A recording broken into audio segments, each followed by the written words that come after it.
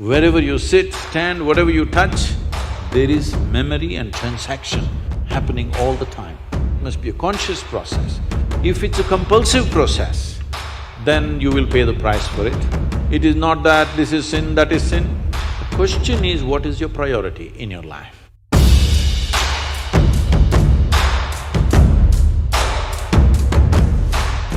Sadhguru, how can a person stay committed to someone in a relationship?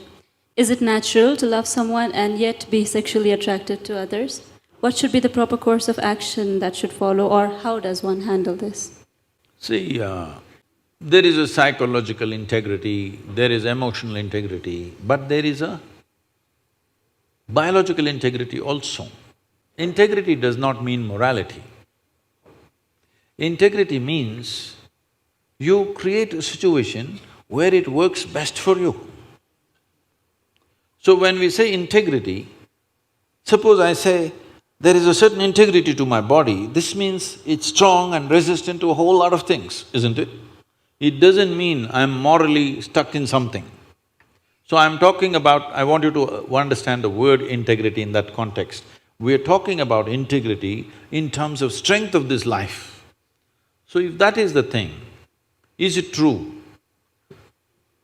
Do you remember how your great-great-great-great-great-grandmother 10 generations ago looked like? Do you remember? No. But her nose is sitting on your face.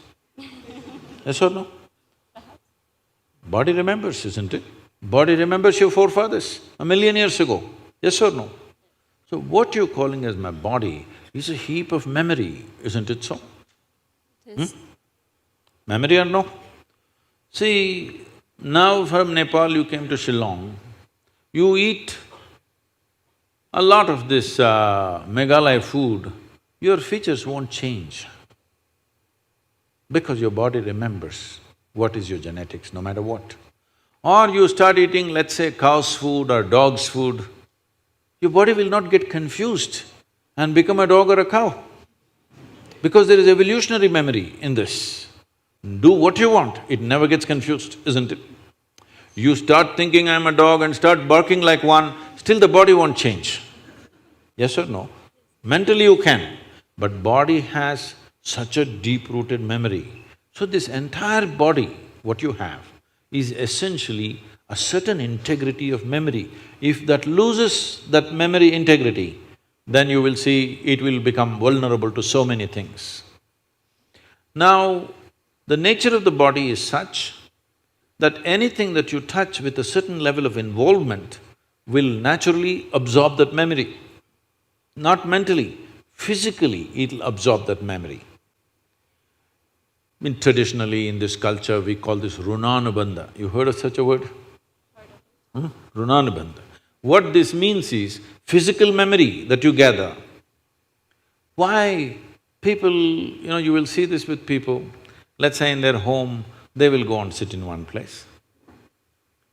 This will usually the older people you will see, they want to go and sit in the same place. They won't sit in another place. Have you noticed this? Even your dog, he comes, if he wants to sit here, he'll smell this, he'll smell that, he'll smell that, he'll smell that. And after much searching, he will settle down in that particular place. Next time you chase him somewhere, he comes, he goes and sits in the same place.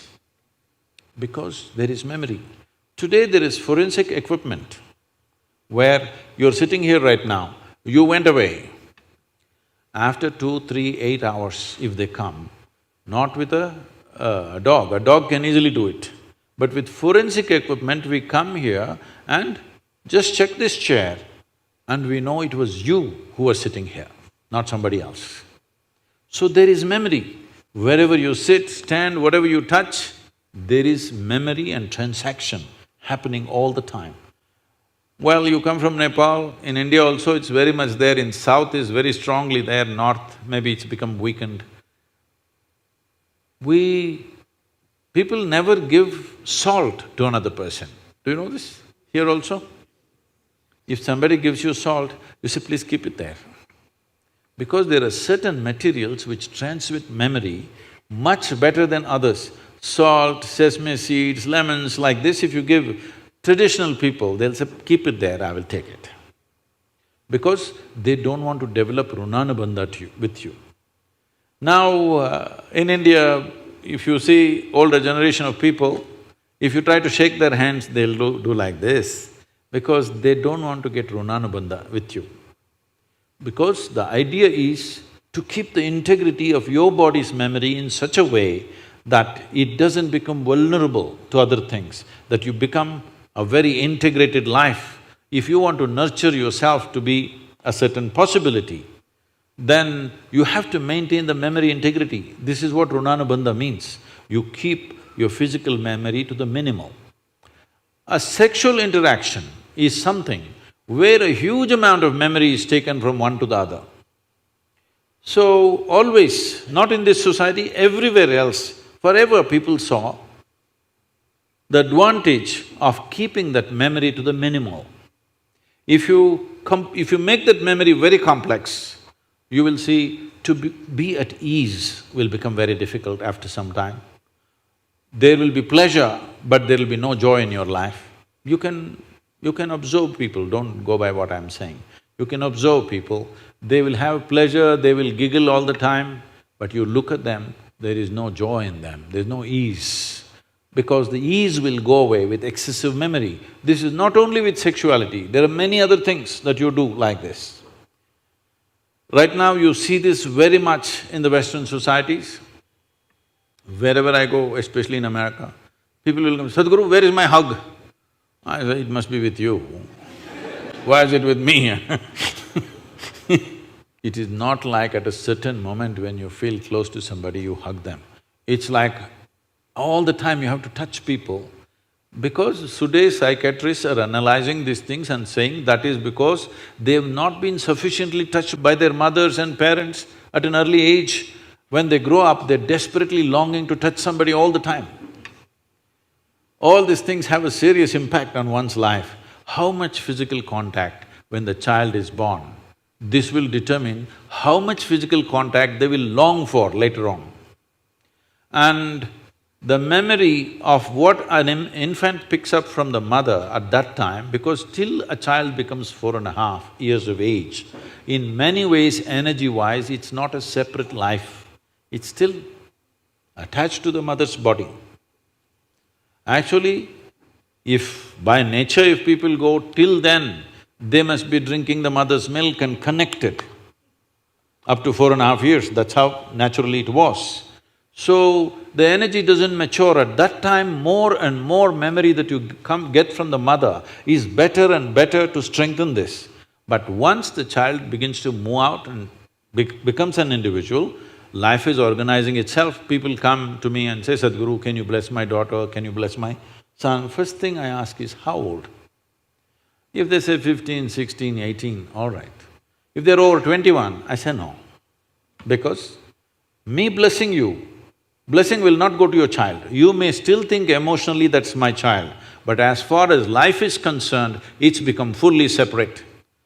Generally, the course of life is considered to be approximately 84 years or 1008 cycles of the moon. The cycles of the moon and our body is very directly connected.